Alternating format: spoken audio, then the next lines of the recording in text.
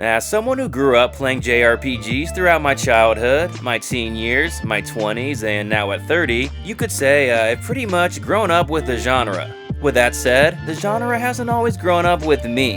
A good amount of JRPGs out there have stories involving 14-year-olds saving the world and high schoolers doing high school things while they fight monsters, and while some of these stories definitely can still deal with heavier and mature themes, sometimes it's just nice to play as someone a little bit closer to your own age.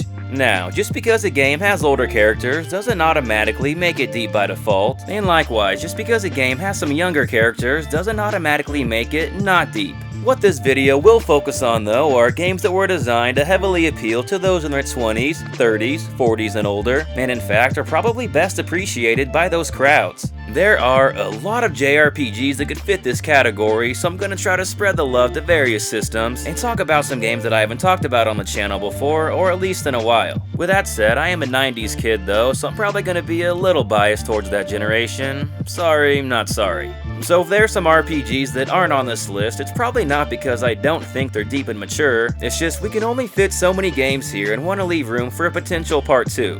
If that sounds interesting to you, let us know in the comments below. Last thing, like all of our other list videos, these will not be ranked in any particular order. With all that exposition out of the way, let's just dive into it. Here's a list of 8 great JRPGs with deep and mature stories.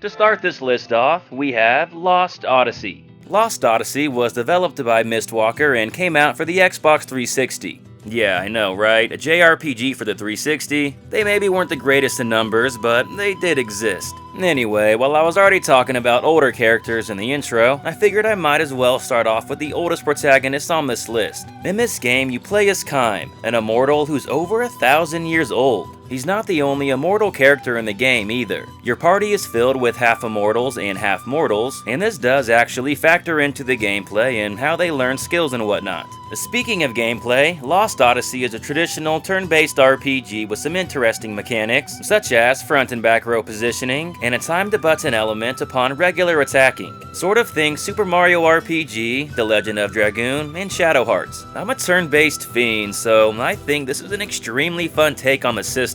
Story-wise, as one could imagine, being an immortal who's lived for over 1,000 years, Kaim has seen a lot. However, he doesn't seem to remember a lot of it, at least at first. Throughout the game, there's a bunch of flashback, dreamlike sequences that can be triggered that uncover anecdotes of Kaim's past, and god, these are absolutely incredible. Mistwalker hired the award-winning Japanese short story writer Kiyoshi Shigematsu to write these, and it absolutely shows. These are written brilliantly and are legit some of the best pieces of narrative in the entire genre. They're so poignant and beautiful. The way the music, the visuals, and the sound effects come into play with it too, it's just extraordinary. These 1,000-year of dream sequences are a real highlight and the main reason why I wanted to include this game on the list. The main story was penned by Hironobu Sakaguchi, and while I wouldn't say it's quite on the same level as these, it's pretty good too. And yes, the same Sakaguchi that created the Final Fantasy series. He founded the company Mistwalker after he left Square, and with Nobuo Uematsu, also of the Final Fantasy series, composing the music in Lost Odyssey, this game pretty much feels like a mainline Final Fantasy entry.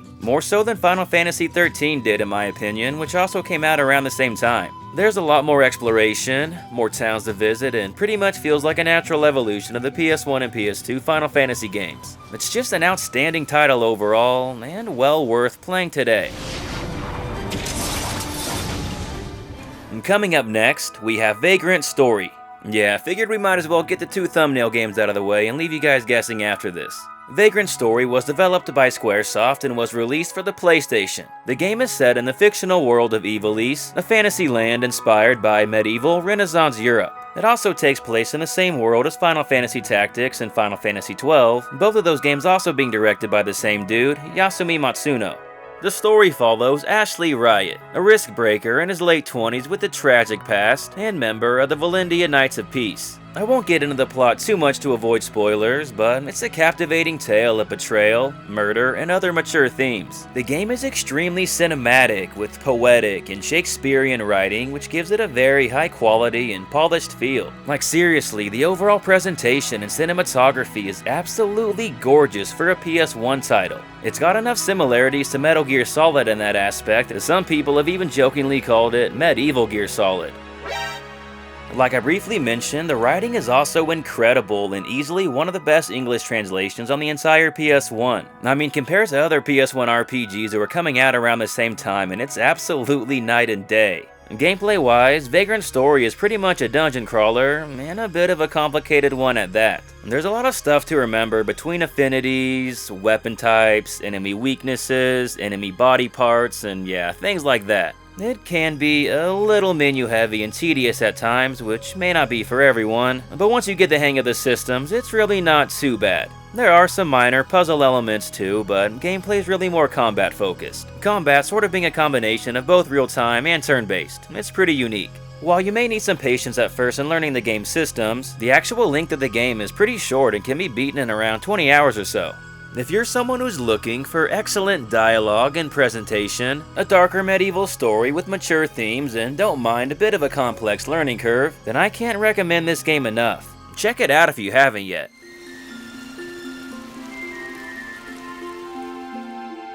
Coming up next, we have the original Western release of Nier, and the version upgrade, Nier Replicant version 1.2247444, yeah, I'm not gonna say the rest of that shit. So this is kind of a weird entry, as these are sort of the same game, but also not.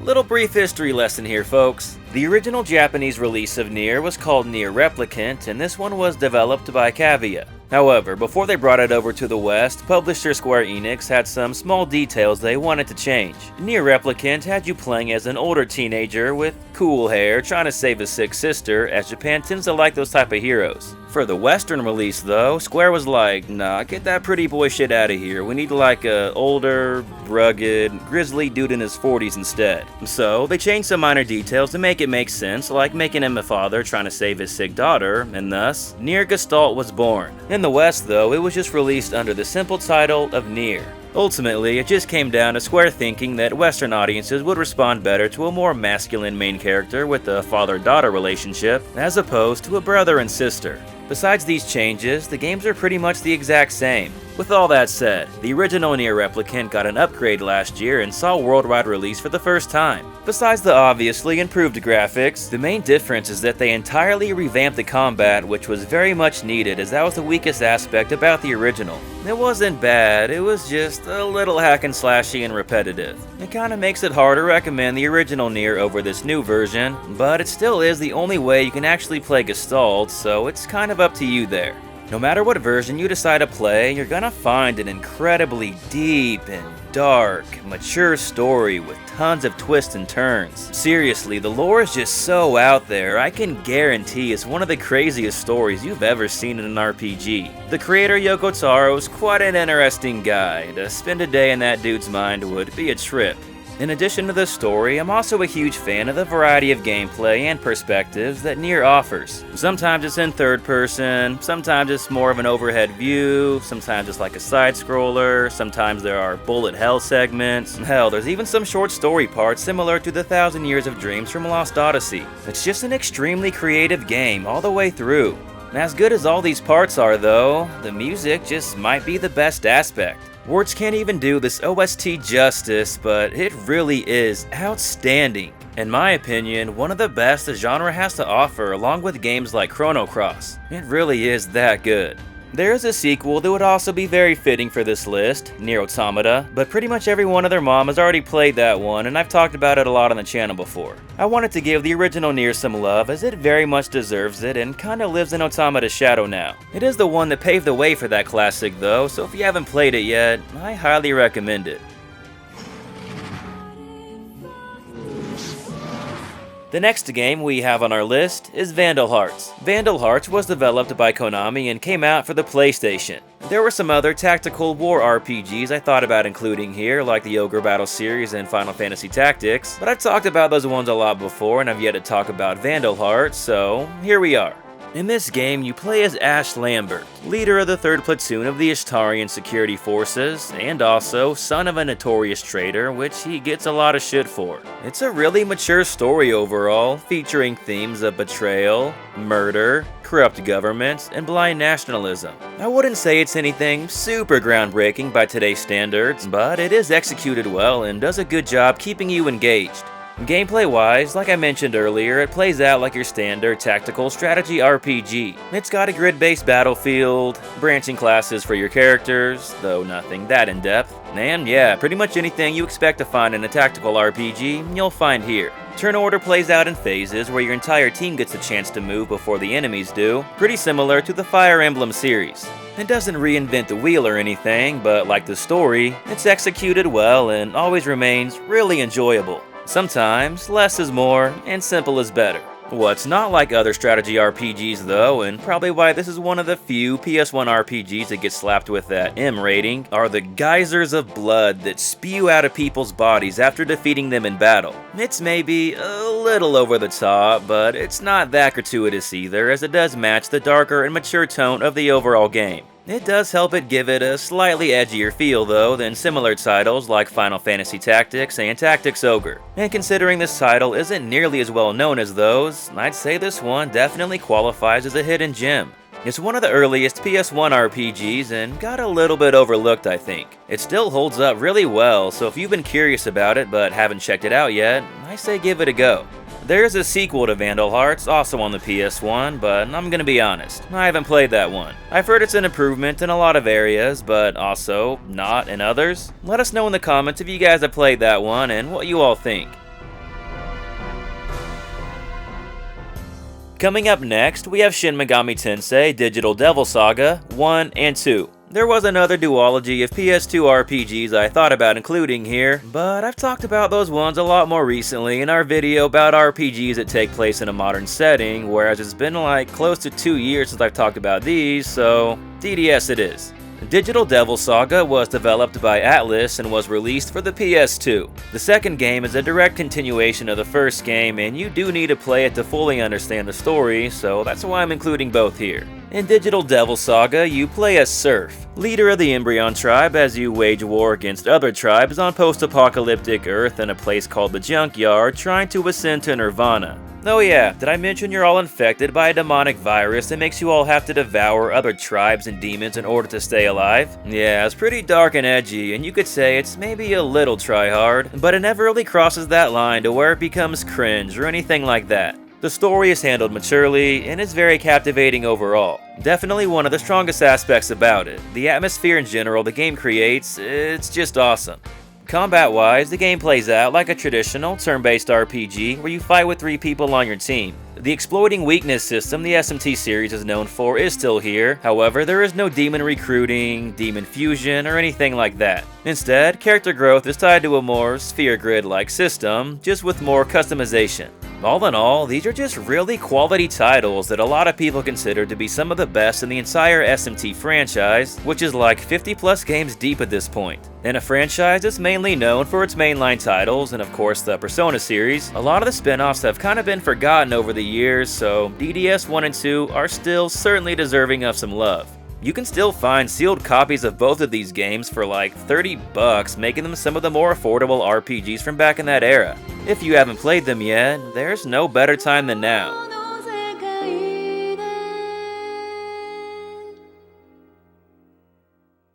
The next game we have on our list is Xenogears. Yeah, this entry shouldn't surprise anyone, as it's basically the poster child of RPGs with a deep story. Xenogears was developed by Squaresoft and was released for the PS1. Now, this is a personal favorite of mine, so I am pretty biased, but bear with me here. It doesn't hold the reputation it has over 20 years later for no good reason. In this game, you play as Fei Fong Wong, a martial artist with no memories of his past as he gets caught up in events far grander than you could ever imagine. Seriously, it's almost impossible to give a brief overview of the entire story, but just know that it deals with themes like Freudian psychology with the id, ego and superego, gods and religion, stuff like mental health, drug abuse, genocide, and yeah, I could keep going. They don't try to hide it either. By some anime cutscenes in the first couple hours, you already know it's gonna be a pretty dark game. It's not just dark and mature though, it's deep. Like very, very, very deep. Technically, this is called Xenogears Episode 5, as it was originally intended to be a part of an ambitious 6-part series spanning thousands of years. Unfortunately, they didn't reach the sales goal needed with this first game to pursue that lofty endeavor, so sadly, it's a vision we never got to see complete. However, a brief summary of what the games were supposed to be about was outlined in the Xenogears Perfect Works book. There's some alternate dimension out there where in that reality, they did get all these games, enjoying them in all their greatness, while laughing at us peasants in our timeline of shattered dreams. Like Square, stop fucking around and milking the Final Fantasy series for all it's worth while ignoring your older IPs. We want Final Fantasy, but we want this shit too, and we'll support it. Honestly, I'm not even sure this is possible anymore due to licensing issues and whatnot, but hey, a man can dream, right? Story aside, more reasons why Xenogears kicks ass are the memorable cast of characters, the most fleshed out group of villains I've ever seen in an RPG, all with their own motives and desires, the incredible music composed by the legend Yasunori Mitsuda, and the fun different types of combat, including on foot and in giant mechs. With all that said, Xenogears is not perfect and does have some flaws of course, but if you're looking for an extremely deep and complex story that rewards players for taking the time to unravel its mysteries and getting lost in the lore, then you'd be hard-pressed to find a better game out there than Xenogears. Its classic status is absolutely warranted.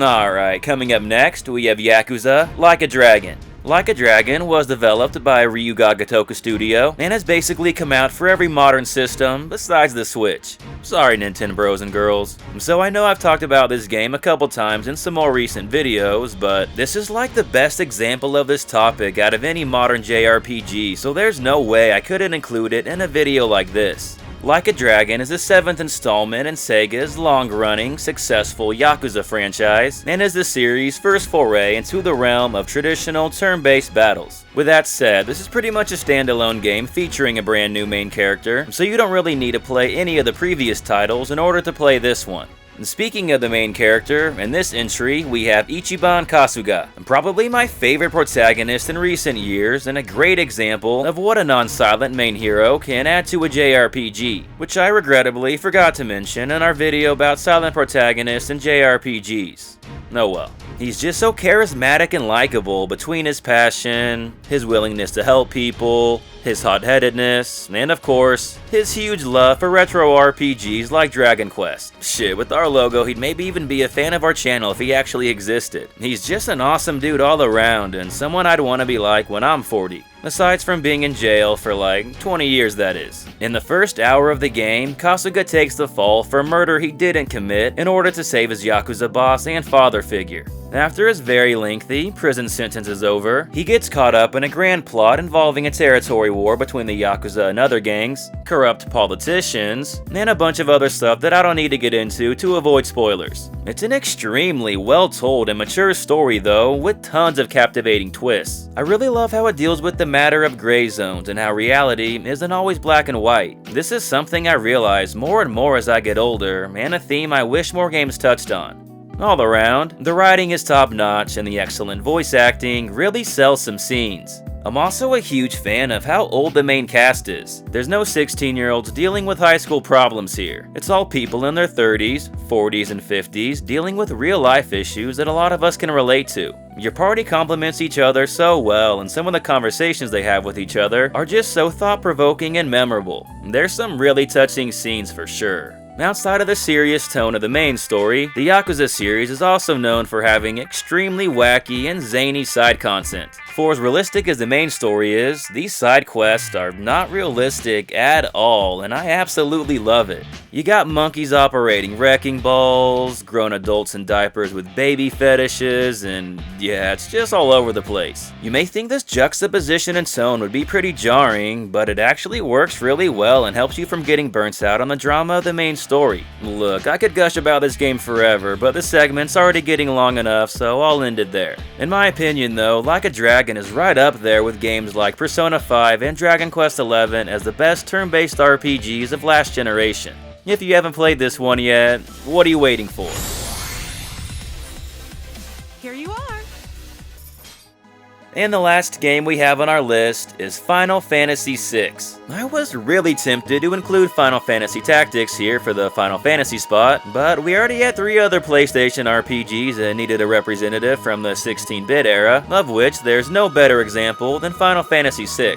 Final Fantasy VI was developed by Squaresoft and came out for the Super Nintendo. It's not only widely considered to be one of the best entries in the Final Fantasy series, but one of the best RPGs of all time. It was just really ahead of its time, especially in the writing department. I did not play this game upon release, and as a matter of fact, besides Super Mario RPG, most SNES RPGs I didn't play until much later on, and I remember this being the first game from that era to really impress me with its writing. I mean, Chrono Trigger did too, but that was more with its overall package, whereas in Final Fantasy VI, one of the first things that stuck out to me was how good the writing was. Some scenes with Cyan's family pretty early on really sold me, and of course, some of Kefka's twisted shenanigans had me like, damn, this is pretty dark and mature overall. Kefka in general is a really entertaining villain and almost makes the game worth playing alone. The main cast, featuring the biggest playable party in the entire Final Fantasy series, has some pretty great characters too. Characters like Locke, Terra, Celeste, Sabin, Edgar, Cyan, Shadow are all super memorable to me.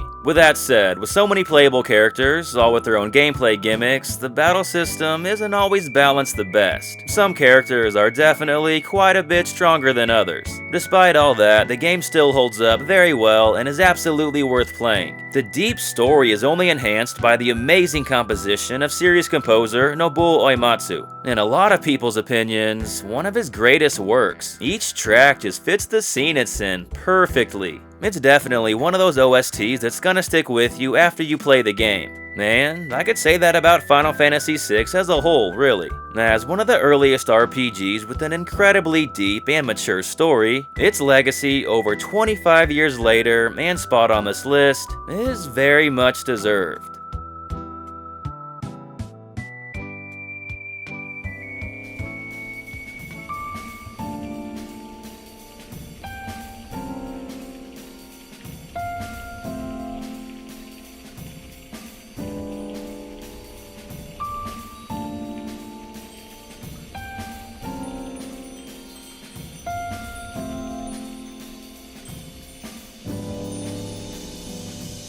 Alright, and that about wraps up this video. Thanks for watching, everyone. We hope you enjoyed it. If you did, please either consider hitting that like button or subscribing to the channel if you haven't already. Like I mentioned in the intro, there's a lot of other JRPGs that could have been fitting for this list, so let us know in the comments below what are some great examples that we missed out on. There was a lot of other games that I wanted to talk about, but also wanted to save some good ones for a potential part 2. Leave a comment as well if that's something you guys are interested in. As always, just want to give a huge thank you to our Patreon supporters, and an extra special shout out to one of our top patrons, Jesse Spencer. All of your generosity and support is very much appreciated. Other than that, thanks again for watching, everyone, and hope you have an awesome day. This is Corbin from Gaming Productions. Until next time.